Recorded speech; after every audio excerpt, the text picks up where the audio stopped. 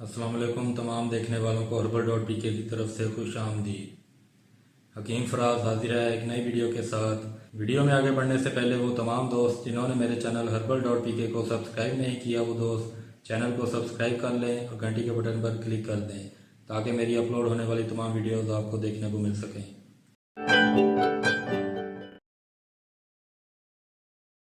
दोस्तों आज मैं जो नुस्खा लेकर आपके लिए हाजिर हुआ हूँ वो नुस्खा मुंह में बदबू को ख़त्म करने के लिए है। बहुत ही बेहतरीन नुस्खा है और आजमूदा नुस्खा है।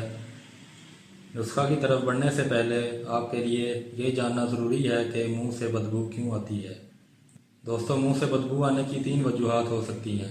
सबसे पहली वजह, जब हम सुबह उठते हैं तो मुंह से बदबू आती है। ये बदबू मुंह में इसलिए आती है क्योंकि सारी रात मुंह बंद रहता है और मैदा के बुखारात मुंह में ही इकट्ठे हो जाते हैं जिसकी वजह से मुंह से बदबू आती है। लेकिन अगर उठते साथ ही कुल्ली या टूथब्रश कर लिया जाए तो ये बदबू ख़त्म हो जाती है।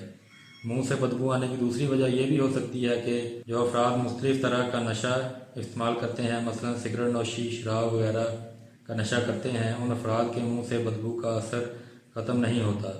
टूथब्रश करने से असर कम हो जाता है लेकिन असर बिल्कुल ख़त्म नहीं होता। बात करने पर दूसरे अफराद को बदबू महसूस होती है। अब तीसरी और आखिरी वजह मैदा की ख़राबी है।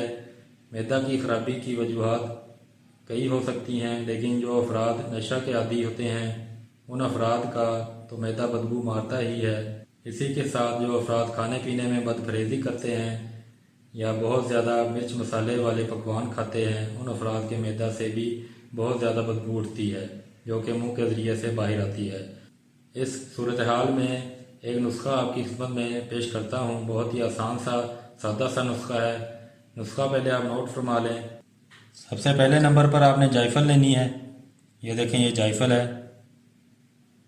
इसको कूट कर आपने इसका छिलका इस्तेमाल करना है। इसके अंदर से जो गूदा होगा वो आपने इस्तेमाल नहीं करना।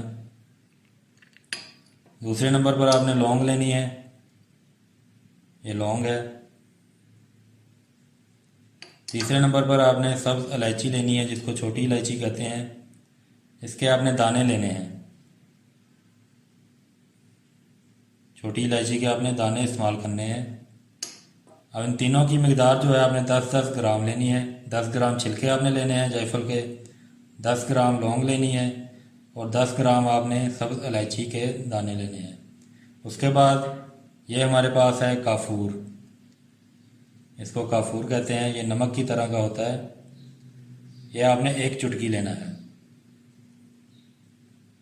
और आखिर में आपने जो लेना है वो अर्के गुलाब लेना है। अब इसको बनाने का तरीका और इस्तेमाल करने का तरीका सुन लें।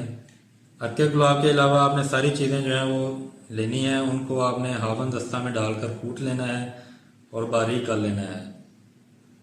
और अर्के गुलाब की मदद से छोटी छोटी गोलियां चनों के बराबर बना लेनी है।